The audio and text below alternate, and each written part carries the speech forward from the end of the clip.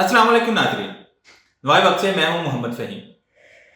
पाकिस्तानी सियासत में शायद ही कोई दिन ऐसा गुजरता हो जिसमें हलचल ना हो, जिसमें कोई ड्रामा ना हो, जिसमें कुछ नया ना हो रहा हो।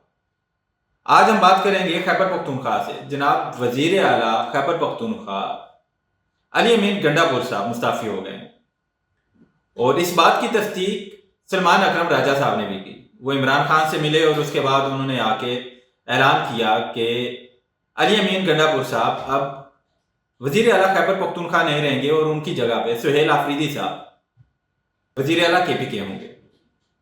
और इस बयान के बाद अली अमीन गंडापुर ने भी ऐलान किया है कि वो मुस्ताफ़ी हो रहे हैं, वो इस्तीफ़ा दे रहे हैं।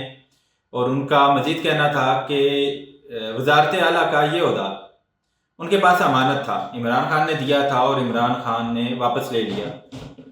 और जो नए वजीर आला हैं सुहेल आफरीदी साहब, वो सुहेल आफरीदी की मुकम्मल हिमायत करेंगे।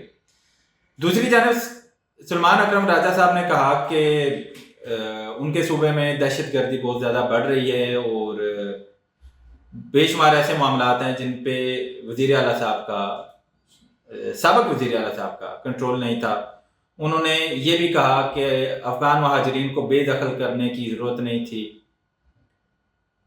इस सारी सूरत हाल के बाद अब देखते हैं कि आगे PTI जो है इस सारी सिचुएशन को कैसे हैंडल करती है, क्योंकि खैबर पख्तूनख्वा में ऑलरेडी सिक्योरिटी फोर्सेस ऑपरेशन कर रही है और सूबे के हालात काफ़ी ज़्यादा नाजुक हैं।